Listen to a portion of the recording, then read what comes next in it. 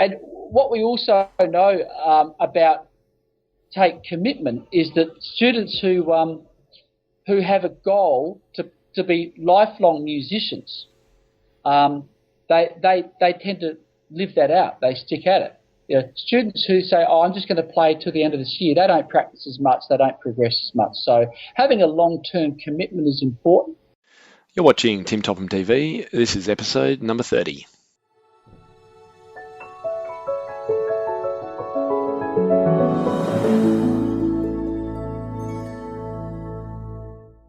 Hi everyone, and welcome to my my little piano studio today. I was down here recording a webinar anyway, so I thought, I might as well do my intro for this week's episode down here while I'm here. Today's episode is all about practice, motivation, and mindset, and I'm talking to a very special guest, Michael Griffin. Now, getting students to practice can be really challenging, especially as they get older and more overscheduled. In fact, practice and getting students to practice was the number one thing that teachers mentioned as a personal challenge in my teaching survey in January. And as you know, we're in the middle of, actually we're at the start of Practice and Motivation Month on timtopham.com. So in this episode, I interview one of the leading experts on motivation in music, Michael Griffin, to get some ideas about how motivation and the role of parents can help students have more success in their lessons and in their home practice. Michael Griffin is an educator, speaker, author, conductor, and pianist. His talks are inspired by the theory of motivation and the premise that the greatest predictor of progress, music and otherwise, is the quality and quantity of practice time. And that's why this is so important for all of us.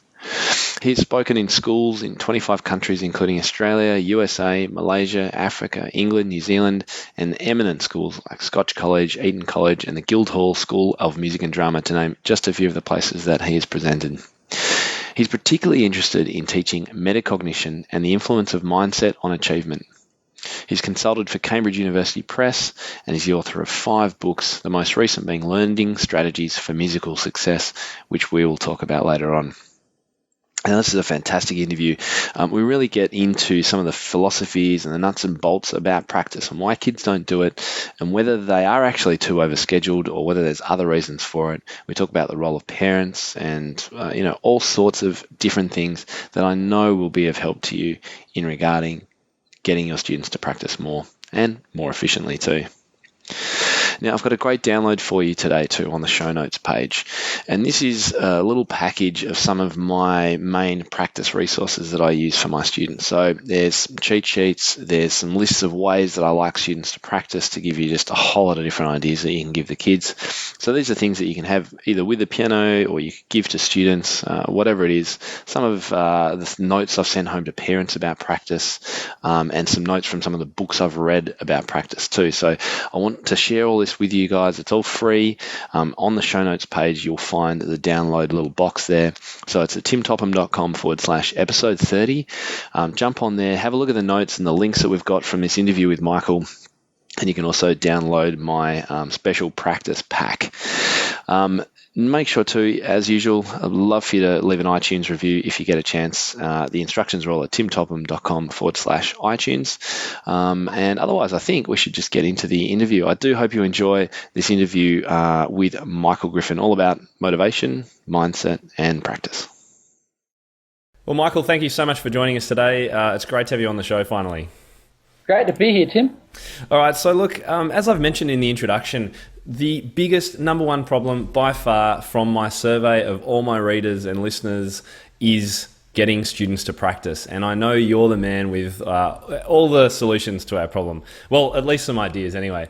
But I wanted to just give you some of the statements that I actually got in my survey, because I think some of them are actually quite funny, but they're really heartfelt. And I know that this is a big pain point for everyone. And look, I put my hand up. I'm no kind of wizard here. I struggle to get my students to practice just as much as anyone. So some of the replies were, in regard to practice, inspiring them to practice consistently was a problem. Motivating without being a dragon was funny, I thought. Encouraging students to find the time to practice in the midst of all the activities they have to do, and helping train parents in how to help their students set up consistent practice times. avoiding their lessons becoming their practice sessions each week. We've all had that one. And helping students tailor a home practice program that's inspiring, efficient, and doable with their overscheduled lives and less than perfect home practice environments and instruments. So that's what everyone is saying, and I thank you I've got to thank my readers and listeners who have put the time into responding to that survey. Thank you so much. Let's hope that today we can give them some great ideas. So I guess the ultimate question is, Michael, why don't kids practice? Well, gee, that's the $1 million question, Tim, and it's something that I endeavour to explore and continue to explore like everybody else and try and understand. Essentially, though, in my opinion, it boils down to the fuel of human behaviour. You know, why do we do anything? What underpins our choices and our actions? It's motivation. So personally, I think motivation's got to be an overarching concern, and it is, isn't it, for parents and for teachers? Absolutely. Why do people do what they do? And motivation, if we get it right, motivation creates in us a desire to overcome obstacles, to persist beyond the boundaries of comfort, to work harder, and to achieve greater than we thought was possible and perhaps our teachers thought was possible. But there's a lot of elements to this. Firstly, I think the fourth point you mentioned was about parents. Yes, yeah. Well, there was a number of comments about that. You know, there's an old saying, kids might not listen to what their parents say, but they sure as hell imitate them, you know. And so the first thing is, for me, the values of the family, the values that the parents bring into this. Because children do take on the values of their parents. And that might even be insisting upon a practice routine. One thing we know for sure, Tim, is why do kids give up music? Well, again, it gets back to motivation. The greatest motivator is making progress. It's as simple as that. And Harvard University study on motivation, the greatest motivator is making progress. And if kids don't make progress, they're going to give up. Now, let's take that to the next line. How do you make progress as a musician? Well, it's clear. The greatest predictor of musical progress is the quality and the quantity of your practice time. That's where it's at. There's no magic bullet. And that leads into a whole area of attribution theory. Why are you good at what you do? And unfortunately, there's an elephant in the room with music education, because a lot of people in our world think it's about natural ability. And if you're talented, you don't have to practice. Right? So maybe we'll talk about growth mindset a bit later. Yeah, absolutely. It's definitely on my list. From reading about what you're talking about. And also, interestingly, even in my own experience as a teacher in a school, there's a lot of talk about motivation and the concept of a growth mindset. So we'll get to that. I wanted to ask you about this being a little bit of a chicken and an egg thing, though, isn't it? You have to do the practice to get motivated, but the motivation is lacking if you don't do the practice. And so you kind of go around in circles a bit. Well, I think that's why the act of becoming a musician is a great testament to character, because it requires persistence, doesn't it? Yep. It requires stick-additiveness. And part of that is, again, if we go to fundamental intrinsic motivation theory, intrinsic motivation theory is based on a simple tripartite model, and one of those is competence. Why do people give up music? Fragile competence beliefs. They don't believe they can get any better. Now, once people think they're no good at something, they will stop putting work into that. And children will stop practicing, right? So the first thing, one thing I'd say is we, teachers, need to give students the tools for making progress, which means we have to teach them how to practice and explain why it works. Now, with great respect to the music education fraternity, what I observe is teachers refer to practice, but that's not enough. It's not explicit. So they'll say, you need to practice, Buzz, 1 to 8 of this, off you go. And that's the limit of it. Well, let's get down to what are the golden nuggets of practice? See, for me, it's 3 things. Repetition. Now, repetition is vastly underestimated. Most people underestimate how many repetitions it takes to secure a phrase of music, right? Repetition is the mother of learning, the old repetitio est mater studiorum. Aristotle, we become our repeated selves. Norman Doidge, the brain that changes itself. It becomes what you do with it. The brain is plastic, it changes through experience, right? New connections are formed with repetition, and once is never enough. So the first thing is repetition. The second thing, and this might differ depending on the instrument, but slow practice is extraordinarily important. The brain loves slow learning. And we could go into these points in a lot more detail. You might know, Tim, I talk about this stuff in schools and with parents as well. We want parents to understand how it works so they can support their children. But the third thing is chunking, just working on a little bit at a time. Now, what do teachers observe when they watch their students practice? If they do, because most don't, but if they do, what do they observe? Start to finish, surely. Yeah, once. Well, Gary McPherson's study, 85% of students under the age of 14, the way they practice is they go from the start to the finish and they play it through once without stopping to fix anything. 85% of under 14s. Well, it's 80 or 85%. Yeah, still, it's in my book. I can't remember the figure, but it's 80 to 85%. Yeah. It's horrifying. Yeah. It's just such a waste of time. I tell my students, who are mostly teenagers and have even less time perhaps than a 7, 8, 9, 10-year-old might do, if you want to make progress, you have such little limited time. Let's use that time effectively. Don't waste a minute of it, because you don't have a minute of it to waste. Yeah. But it is hard to get through. It really is. You have to repeat it and demonstrate it. And maybe you've got some ideas about how to actually, try and make that sink in. Well, I think the third phrase, you just mentioned the word demonstrate. Modelling is a very powerful way to teach a skill. In fact, it could be the most effective way to teach a skill. Some of your listeners might be familiar with the books by Tim Gurway, The Inner Game of Golf and The Inner Game of Tennis. And, Gurway says he's teaching people how to serve and couldn't get through with verbal explanation. And so he decided to zip it and just throw the ball up and say, now you do that. Now, we walk and we talk through modelling, through copying people. Mimicry is still the super skill of learning skills, right? Yeah. The meta skill, I should say, mimicry. So you take the concept of slow practice, for example. Now, my teacher, and I loved him dearly and he was well-intentioned, but I only ever got told to go home and practice that slowly. I didn't really know what it meant, and most kids don't. They think it starts at andante, right? And they find it very hard to do. The only way to teach slow practice is to model it. Yep. And music teachers, we tend to be fairly verbose. We try and verbally explain so many concepts where sometimes a simple model would be more powerful. So, and I had an experience. I was doing a workshop in Luxembourg a few years ago, and this kid was playing the G minor prelude of Rachmaninoff, dum da da da boom boom, right? And you could tell that he needed to practice it a bit slower. So I said, do you mind if I have a go? And I played it very slowly. And you might remember Rachmaninoff he loved slow practice. He used great exponent. Great exponent. And so I played it really slowly, and I said to the lad, now, can you have a go? Can you play it that fast or that slowly? And he couldn't. It took 4 goes before he actually copied my tempo correctly. That was a bit of a light bulb moment to me. I thought, I think maybe I previously assumed that people just copied correctly. And perhaps it's their hearts beat faster, Tim. Maybe that's one of the reasons.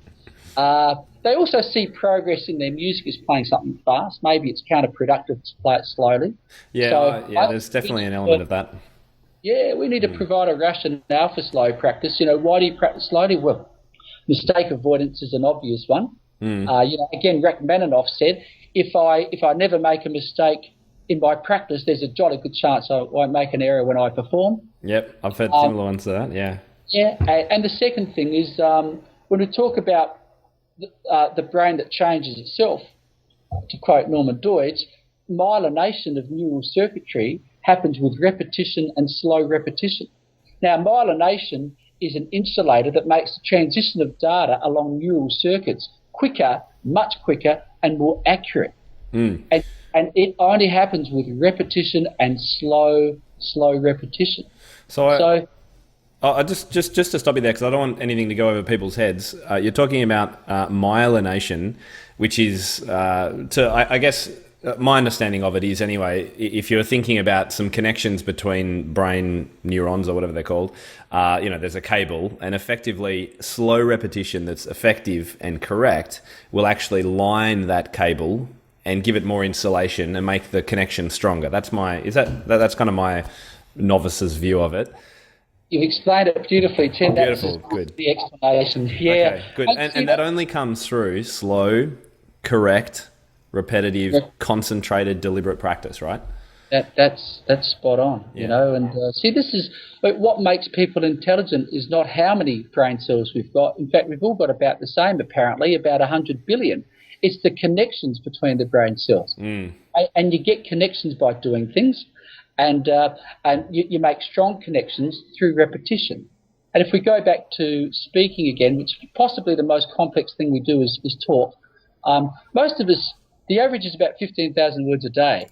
So we get lots of repetition, lots of practice doing that. And with slow skill development, we're not just talking about musicians. Ballet dancers do the same thing, swimmers, golfers in perfecting their golf stroke, gymnasts. There's a lot of examples of slow movement to get the brain circuitry right in the first place. I have to say, I've been using a great app which you might be aware of called Coach's Eye recently in my studio. It's a videoing app that slows things down, which means that you can step through motion and show students very clearly what's going on with their fingers. So I was working with one of my students yesterday, and we were working on positioning of the fingers, and movement away from the keys. So trying to stay close to the keys when you're playing fast. And it was great to have this particular app allows you to video once and then put the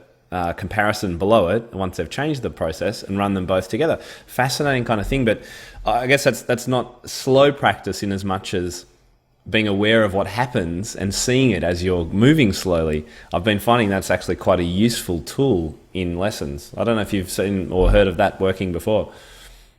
Well, not that app, but and I'm not actually teaching in the studio these days.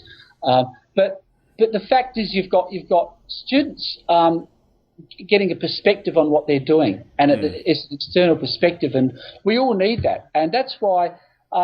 See, just getting back to the teacher-student relationship for a moment, because it's related.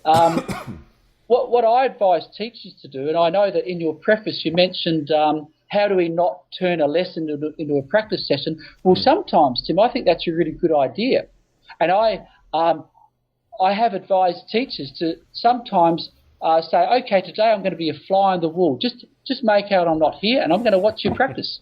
Have a practice session. I laugh because I've done it myself. It's so eye-opening, isn't it? It is. It's a bit scary, isn't it? It is. And as I said, and research studies will show that what teachers observe are all the things we don't want to observe. Students move on too quickly to a new section of music. They don't repeat. They start at the beginning every time. They don't practice slowly. All those, the three golden rules of practice are not happening. But there's another way to do that as well. We could reverse the roles, Tim, and say, right, I'll take your books today. You could be the teacher, sit over there, but I just want you to watch me. And I could make out I'm that child and practice.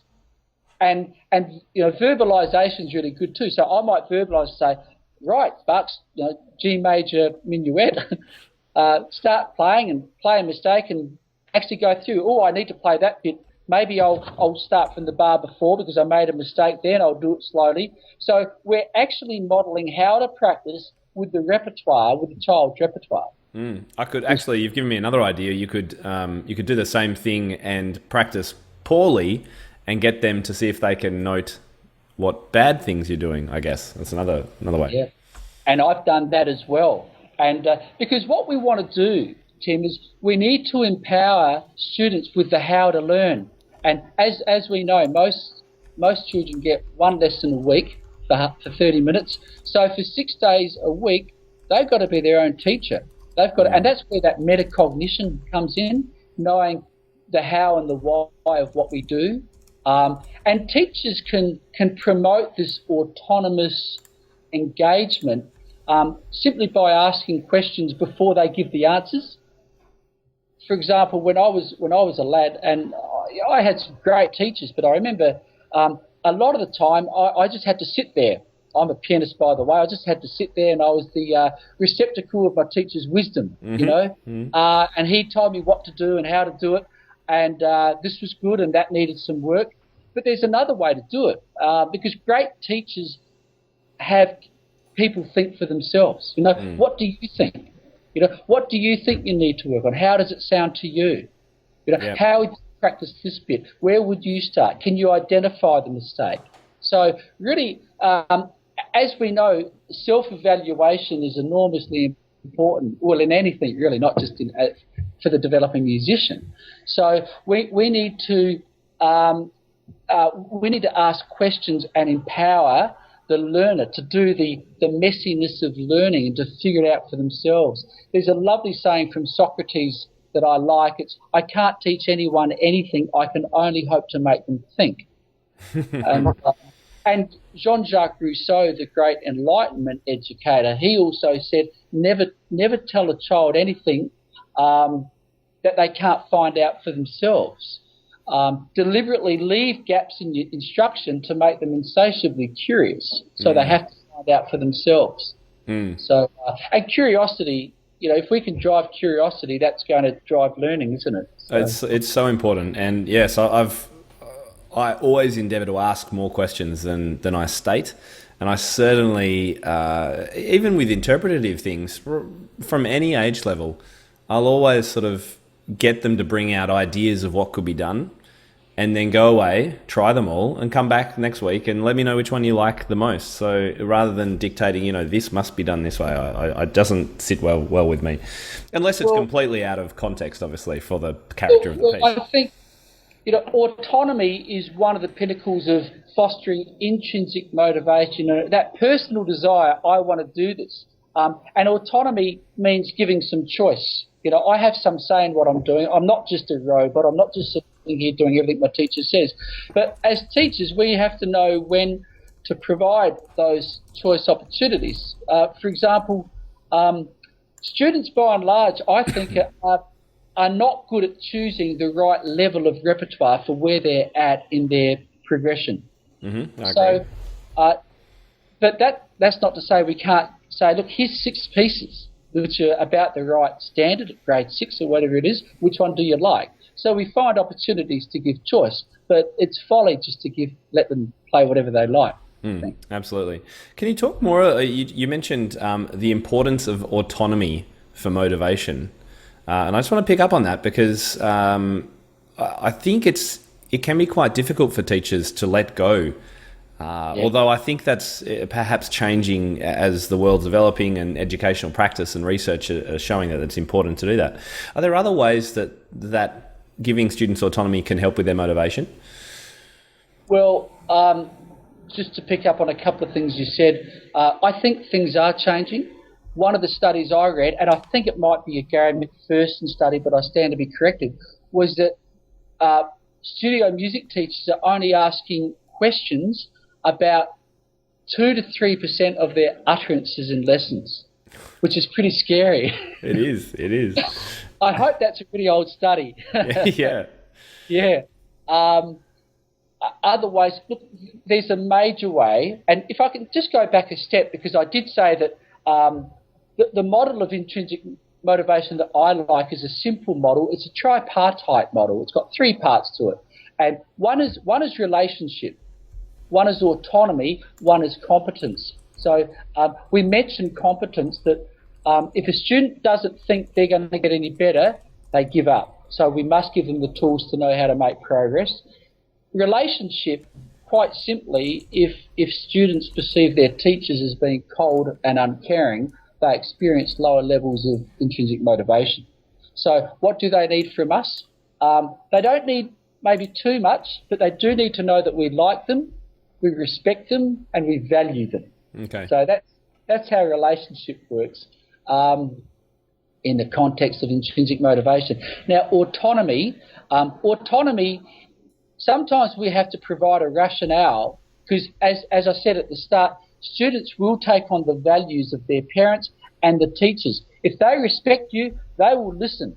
And there's a lot of things that young people don't know where the enjoyment is. You know, we have to pull them along that bridge a little bit, and music theory might be one of them. You know, so as a teacher, I provide rationales to learn theory to my students by saying, hey, you know, we give you theory. We don't give you theory to make your lives more miserable. We give you theory because it fast tracks your learning. And how does it do that? Well, music is intensely about patterns.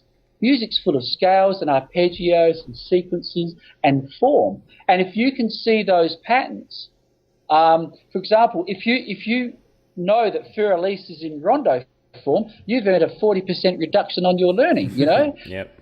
It fast tracks our learning. If we're playing, the Mozart sonata, which is full of scales and arpeggios, we've come across these before.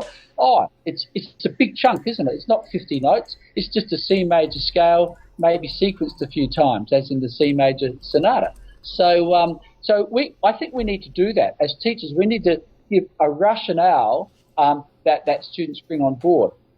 Now, autonomy, I think one of the big things about autonomy is this mindset. And I don't know if you want to talk about that now, but I've definitely growth. Talking about the growth mindset, I think is kind of really valuable at this point, actually, particularly as it relates to motivation, because it's a little bit of a go-to buzzword at the moment, or maybe it has been for a long time, but I've sort of heard of it in the last year or two. I think it's valuable if you could explain a bit more about that. Yeah, well, I first came across it in about 2007, so it's been around for a while. I'm late to it then. I remember, well, a lot of people are, Tim, you know, probably more so in Australia than perhaps some other countries too, like the UK. I've done a lot in the UK, and they seem a bit more versed about it. What's interesting, though, with growth mindset is a lot of general educators are familiar with it, and I think music educators are coming along where I think mindset impacts music students more than any other student, and I'll explain why. Now. Mindset. What is mindset? Mindsets are learning dispositions, and the person who coined the phrase is a Stanford University professor, Carol Dweck, and what she found was that essentially, if people believe that they're good at what they do because they're naturally gifted, it sets in train a certain set of learning dispositions and learning behaviours, and they're not pretty.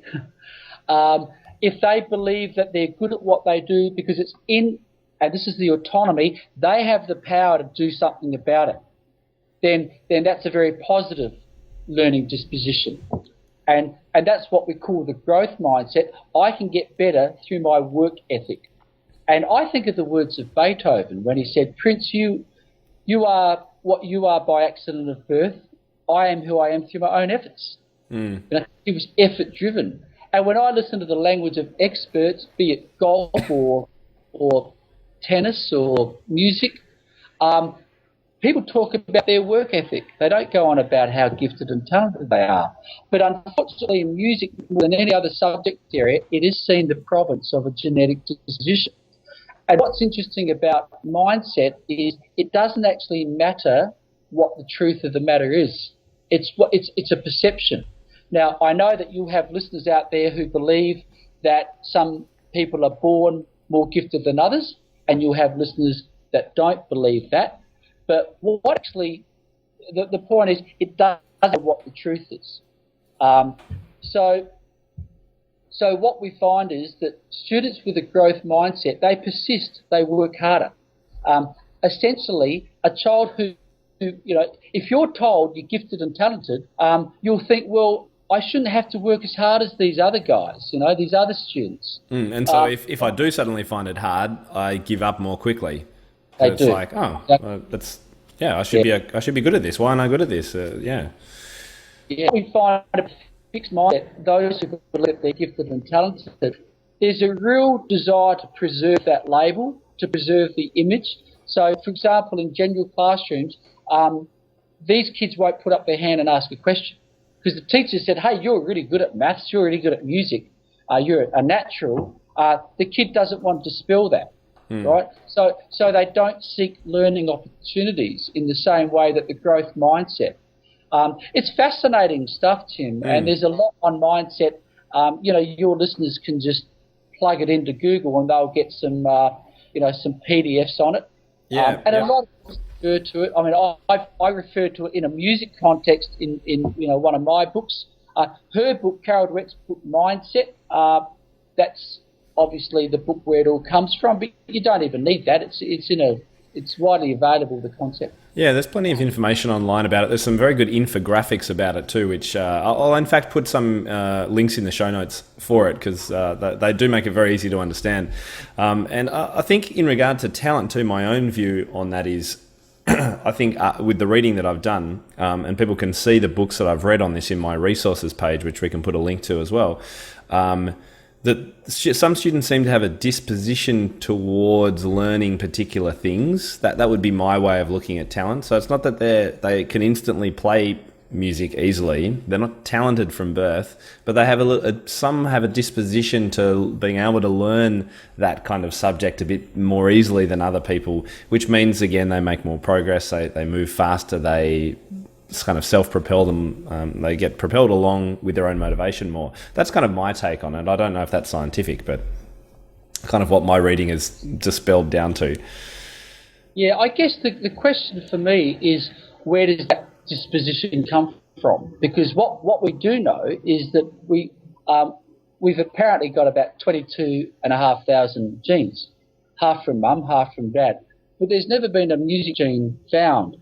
We have music centres, receptive centres in the brain, but no talent gene has been discovered as far as I'm aware. And I think before we talk about genetic disposition, I think we're learning a lot about embryonic learning and early childhood learning. People who start early, people who get curious early, people who find the enjoyment of music early through experiences progress very quickly. And I think it might have something to do with earliest learning experiences. And we're still finding out so much about the impact of those. It's a really hard question to say one way or the other. And look, we're not researchers, so I don't want to get bogged down in it. Let's go talk about, I want to go back to real practical stuff. What about for the kids that are just too busy? And it is, I think that is definitely getting worse. Overscheduled kids who just really struggle to find the time. What advice do you have for teachers for those kind of students? Okay, Firstly, kids who are really busy, I know some students are very busy, but the evidence is so many students are busy with, watching TV, computer games. 38% of 14-year-old boys in the UK spend 3.5 hours a day or more on computer games, Tim. So, and Facebook, and I do workshops in schools and we do an inventory on how to use on leisure time and how they use their time. See, so I guess I'm not totally convinced that students are using their time wisely. There's a guy in the US who said that the greatest wastes of life occur with people's improvident use of leisure time. So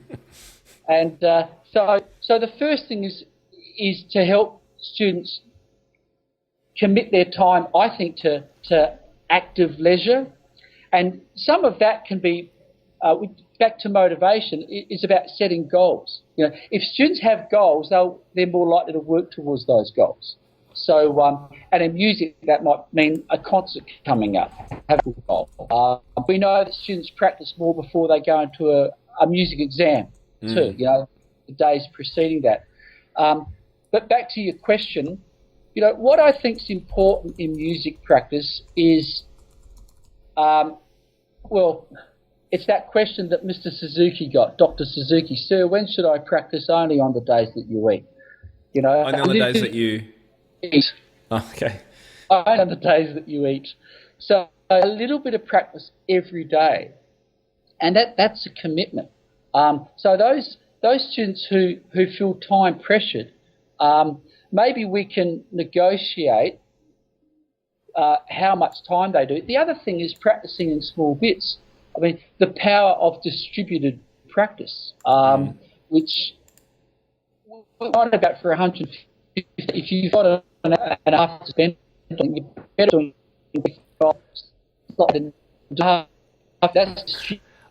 I'm losing you. You're breaking up, Michael. So I might just get your answer to that. Well, actually, I wanted to talk about specifics of practice, techniques wise. But before that, I want to keep on this kind of motivation thing. And we mentioned parents before, so I want to talk about parents, right? I've got one reader comment which I thought was quite telling, so I might just read it to you. So the challenge is getting parents to understand and reinforce practice in positive ways. Some parents who haven't studied an instrument don't understand what practice really is and look surprised or say, well, we just want this to be fun for them, which is the first step towards piano quickly becoming not fun. I spend a lot of time developing information sheets and sharing ideas with them, but it just doesn't seem to connect with some parents. So what would you say about helping teach parents about practice? Should we be saying to parents, if we're finding that the student isn't practicing, hey, here's an idea, why don't you set some regular time to practice and things like that? Well, firstly, I agree with you. We have to take any opportunity we can to educate the parents, right? Now, for me, that might be writing a newsletter article, every release of a newsletter, every week, about practice and a whole range of other things too. But get your head of music to do that at school. Or would this work for private teachers in their studio as well? They could send an email out. Is that a suggestion? Yeah, that absolutely. And also, see, I get the issue more often where parents will say, I know nothing about music, so I just stand back and I don't interfere. Whereas certainly in the younger years, we want the parents to be involved. Now, you don't have to have music training to pick up wrong notes, to detect that something's too fast. People have very reliable tempo systems and very consistent tempo systems. We know if something's too fast. And I think if we can help parents understand the fundamentals of slow practice and repetition. My mother used to do the ironing in the same room in the lounge when I used to practice when I was a boy. And she'd say things like, before I left, I'll just play my favourite piece again. Now, that's terrific because it engages me in repetition, if nothing else, doesn't it? I'm playing a piece of music again just before I leave. So I think I started out by saying that children will take on the values of their parents. So we do need the parents to be involved and to send those messages that, hey, music's really important. And to really insist on practice. As I said, we might be able to negotiate, okay, we'll do 15 minutes, 20 minutes now, but come on, we need another 20 minutes later this evening or at some stage. And what we also know about take commitment is that students who have a goal to be lifelong musicians, they tend to live that out. They stick at it. Students who say, I'm just going to play till the end of this year, they don't practice as much, they don't progress as much. So having a long-term commitment is important. And that's where parents, I guess, ideally, before a student takes up an instrument, parents can say, hey, this is a commitment. We do a little bit every day. And, and that's really important. Yeah, look, I've just been making some notes as you're speaking. I think what I'm hearing is that we as teachers should feel quite quite at liberty to say things to parents that we would assume they already realise and know. We shouldn't take anything for granted that they understand about music practice. And so maybe I'm kind of picturing this, perhaps if teachers who are listening don't already have some kind of sheet that they give to parents with expectations on it, they could do that. I like this idea of a regular, even just a monthly newsletter of, goings on in your studio plus the latest bit on practice, or weekly, or however often it happens. So I'm just trying to make sure we keep the conversation really relevant, and sort of things that teachers can go home and go, all right, I'm going to try this with some of my students next week. So I don't know, we've talked about parents a little bit. Is there anything else you can think that's really concrete, like, go and try this next week if you've got a student that really isn't practicing when it comes to parents? On the spot, I'm not sure. I'd have to think. But just communicate. Yeah. Like, don't feel that you should be silent. Like, that's what I'm taking. Is just pick up the phone if they're not in the lessons with you. If they are in the lesson, get them over. Show them what they should be doing each week. Keep them involved. Have them even watch a lesson. What's good practice as opposed to less effective practice. And even that very basic message of, two things that I find parents don't always understand. One is that you have to practice anyway. I always remember, Tim, I was in Dubai once, and I was actually having a beer with a test cricketer, a fellow that I know, and he really surprised the daylights out of me, being a professional sportsman. He said, "Surely you don't still have to practice the piano?" Oh, that's interesting. I said, How do you keep up your skills if you don't practice, And it's because it was music. Some people think we don't have to work very hard, but I think that's part of the mindset. That's the talent myth, if you like. We are naturally good at what we do, so we don't have to work as hard. So we need to get that clear to parents that, hey, we all need to do practice, and something every day is valuable, that distributed practice. And that distributed practice is the second point, because I've met students, I've met Year 12 students, Tim, who think that if they're doing an hour a day, that's 6 hours a week. If they do 4 hours on Thursday, that's great because they only have 2 hours to go and they can have a few days off. And that we know that that's less effective. So I think educating parents is a big one. Inviting parents to be a part of the practice, particularly with younger students. We both know, and your listeners know, that once kids get a bit older and they're teenagers, they're becoming metacognitive, they're starting to think for themselves. They might want mum and dad to get out of the room, and that's fair enough. Yep, excuse the doorbell in the background. But the younger students, I think they need mum and dad involved, and I think the Suzuki model recognises that. Oh, absolutely. Yeah. I like too what you said about long-term commitments, the importance of long-term commitments in helping students have that more motivation again, but the importance of the parents in helping set that. I think that's really good because there's not that many 10-year-olds, I don't imagine, who are already thinking I want to be a musician for my career. But just parents that go, we want you to love music forever. This isn't just for the few years that you're at school. I think that's really important. I'm not sure how to get that across to parents, but it's something perhaps teachers can keep in mind. Well, one thing I sometimes do with my talks, Tim, particularly if I've got students and parents together, I say, parents, put up your hand if you wish you've given up music and you wish you kept your music up. And so many hands go up, and the kids are looking around. Yeah. And if I just speak to students, I say, does anyone here know an adult who wishes they kept up with their music? And again, hands go up. So they know this. And I think by asking questions, we're drawing it out, aren't we? We're making it come alive to their experience. That wow, music is important.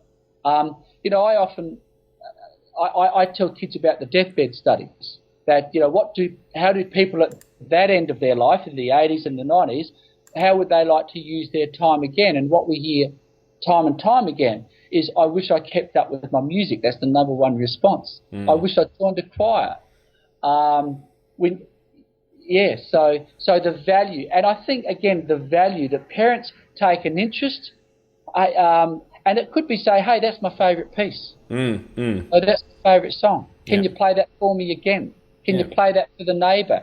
And then the neighbour, important adults in the child's life, play it for Auntie Joan. It's giving performance experiences. Kids like performing and imparting that aesthetic enjoyment to others. They get a buzz out of that. So, and that ties in with goals too. What are we playing for? Is there a concert? Is there an exam? Is there something to aim toward?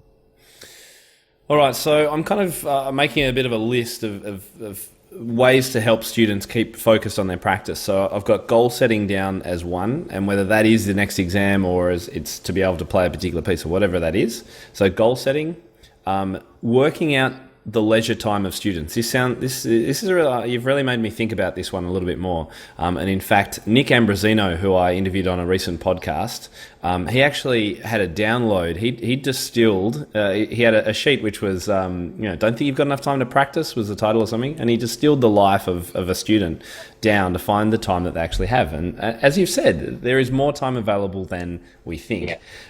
So I think that's perhaps teaching kids, particularly teenagers, I guess, about using their leisure time effectively. I think that's something else we can definitely do. So that was number 2 on my list. Number 3 was modelling practice. So taking the time to actually show students in a lesson how to practice can be really helpful in making sure their practice is effective. And we talked about communicating with parents, however that's done, phone call, emails, whatever it is, but being open and ready to teach parents about music as much as you're teaching their students. So that were my kind of 4 steps that we've got so far. And there was a couple of little tips I thought I liked too, was your fly on the wall idea. I would almost suggest for any teachers who are watching who have students who are struggling with their practice and don't seem to be very effective, try Michael's fly on the wall technique. Sit back and let them practice. And last time I did this, I said, all right, I'm going to let you practice for 5 minutes. 5 minutes. And they had finished practicing after about 30 seconds. And they have no concept of time. So I thought that was really good. So that could be an action step that anyone could take in the next kind of week. Try it out. See what happens. See what they're actually doing and then show them how to. Yeah. You're right.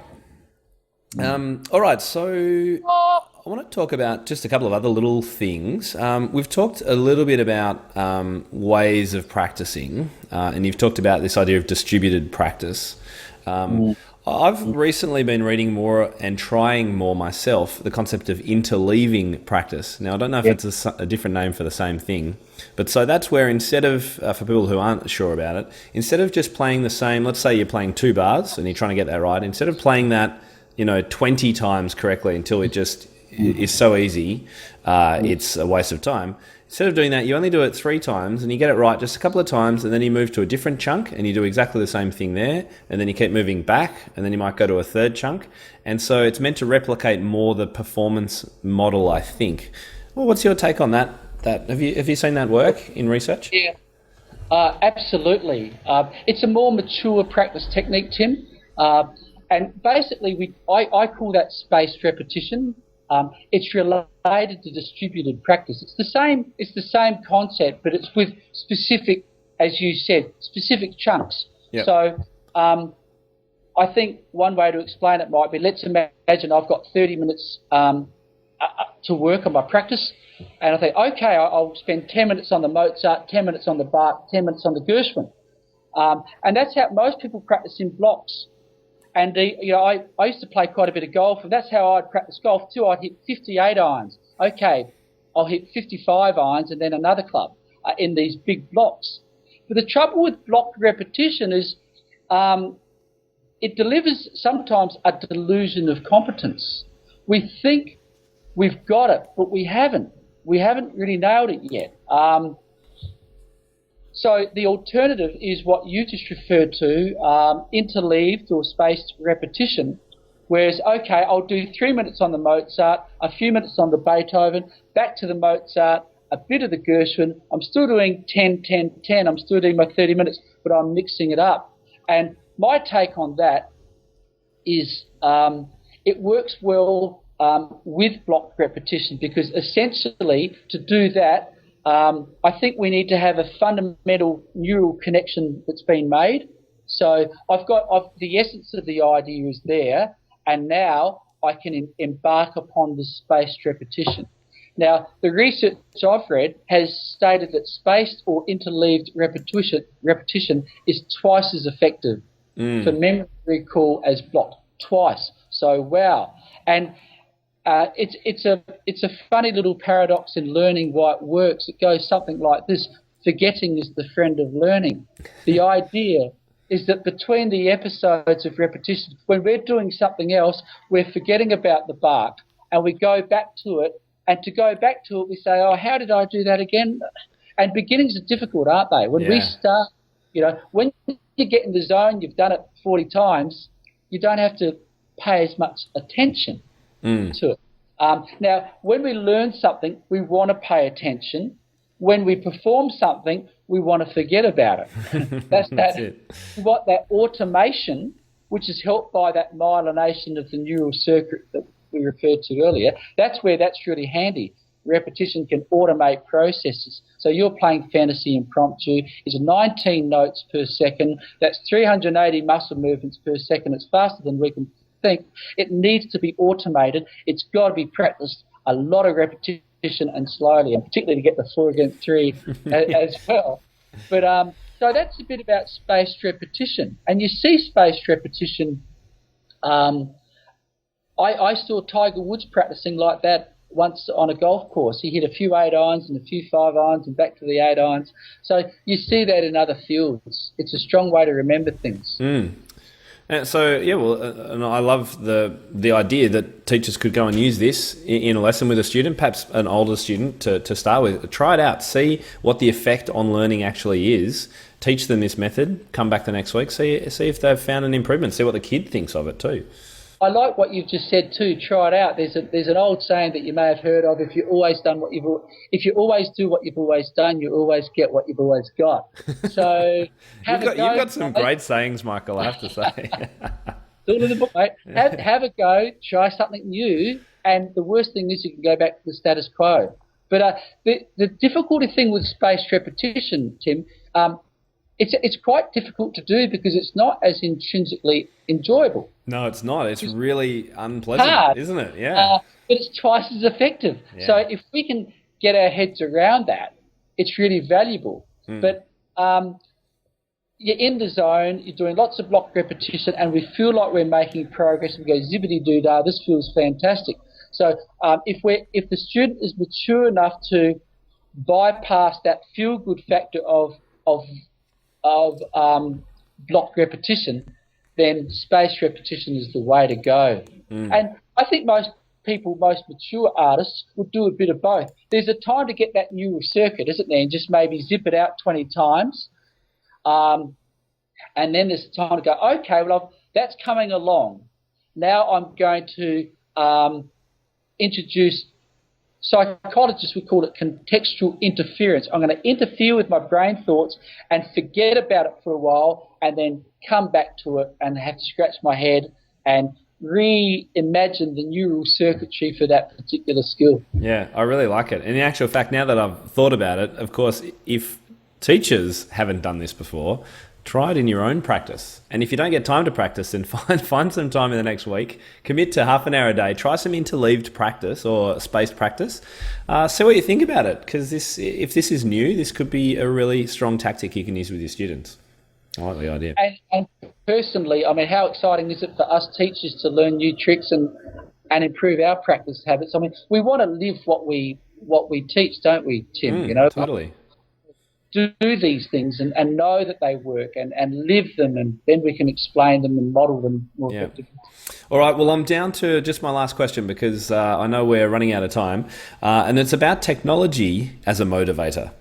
And I think particularly I've found for teenagers, I've found that incorporating technology in lessons can be quite motivating for practice, particularly when they're kind of backing tracks or they're playing popular music, things like that. But I wonder if you've got a take on technology as a motivator.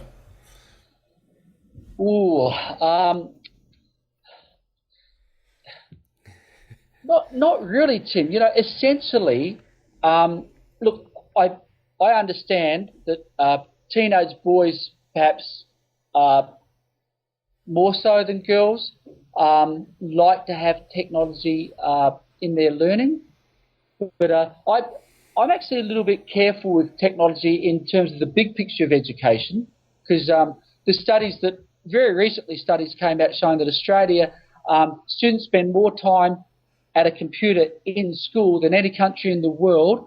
The UK came second, and they've gone down in numeracy and literacy, not up. So why are we doing it? Is it effective? And technology. I mean, I love technology, use of Sibelius and these sorts of things. But at the end of the day, it's not going to replace the skill work. But you know what? It might motivate. And having backing track instead of a metronome, that's going to give some maybe more pleasure to the listening experience. So, and I think that's one thing, Tim, that, hey, if it works, do it. If it works for certain students, absolutely fine. Most of us grew up without any of that. Oh, you're not as old as me, but I'm 52, and people of my vintage probably grew up without any of that. And, but technology, look, as long as it's not technology for technology's sake. That's right. Yeah. It's how you use it, isn't it? Yeah. It's like television, and we mentioned computer games. They're not good, bad, or otherwise. It's how you use it. That's what's important. So if it's not distracting and people are still practicing it in the ways that we know work, we know repetition, slow practice and chunking can't be replaced by technology. But the framework might be different and more appealing. So if that works, then I'd give it a go. Yeah. Cool. All right. Well, look, we're going to wrap it up there. Thank you so much for all your insights, and I know you're incredibly busy, so it's fantastic that you could share your ideas with the piano teachers of the world. So you've mentioned your book a couple of times, so tell us a little bit more about the books you've written and things that people can read about you online. Okay. Well, look, what we've talked about today, all of these topics in this book here. Can you see that? Yes. Is that okay? It's Learning Strategies for Musical Success. I'm really happy. I'm actually working on a second edition, but that'll take another year to come out. But it's all about the motivation of learning and skill development and how to practice and how to teach practice. So, and that's getting really good reviews around the world. American Music Teacher Magazine, some piano magazines, Clavier Magazine, and so your listeners might be interested in that if they haven't come across it yet. I'm happy to throw in a free postage as well for this great. Deal of the day. That'll save $5 for the listener. This goes for about $34. I've got a couple of other books which may be of interest. This one here, Modern Harmony Method, is a good one for maybe classical musicians who want to embrace the world of jazz and pop harmony. Okay. Chord progressions such as the 1, 4, 7, 3, 6, 2, 5, 1, circle of fourths, and how to voice chords. I find a lot of schools like this for the year 11 and 12 students, particularly those doing arranging and harmony. And this one here, Bumblebee, is for choir directors. Oh yeah, I saw that online. Saw it online, yeah. Yeah. Well, it's good we're speaking today, because this morning I got sent, there's an excerpt from here which is in the American Choral Directors Association monthly journal, which is a pretty big deal for me. It's great. The world's biggest choral journal, and I had an email this morning from some gentleman who said he was a life member and he loved the article, which is very pleasing. That's got a lot of advice for choral conductors and exercises and rounds. And finally, I've got a couple of books which are specific on keyboard, general music keyboard pedagogy. When I say keyboard, I mean teaching music through the framework of a keyboard lab. Oh yes, so, okay. And it's based on motivational principles of making progress, and students they evaluate one another, so they can get teacher status if they can play something really well. And the other thing about these books, which is kind of nice, is you've got year 7s and 8s in general music class who come from all backgrounds and all different levels. And these books, they take the kids where they are. You progress at your own rate. So that's motivational in itself, because you get that proximal rate of development where you're at. You don't have to keep up with anyone. You don't have to be kept behind with anyone. So we might have to revisit that curriculum in Group Teaching Month, which is coming up too on the blog. So, no, that's great to know. And if people want to take advantage of the free postage, where do they go? Is that on your website only? Look, the best thing is just to email me. Yeah, okay. It's through me. Look, these books are available on Amazon and certain distributors around Australia as well, and all Alfred stores in the UK for your international guests. But the only way I think I can do the free postage is those who order through me. If they're internationals, I can help them in another way though. I can give them a discount through Amazon. Okay. So maybe if people are interested, they can email you directly, as long as you're happy for me to put your email on the show notes. I'm very happy with that, Tim. I'm always delighted to get emails from people who have questions too. Hey, I've got a Dropbox with articles that support what we've been talking about, probably like you have. And if people would like the link to that Dropbox folder, it's all good stuff. A lot of it's about the psychology of learning in general as well, which is applicable. Yep. I'm happy to send them that link to the Dropbox. They can help themselves. Well, perhaps if I might get that from you, I'll pop that with all the other notes and links from today's episode. Would that suit? Absolutely. And then everyone can get it. No, then you won't get 100 emails asking for the same link. Beautiful. Yeah. All right. That's great. So look, I think we'll wrap it up there. It's been great talking with you, and I do hope that the people listening and watching have got some concrete ideas. I always try and make this as practical as possible. So have a look through the notes on the show notes page and get in touch if you've got any questions. The show notes will all be live at timtopham.com.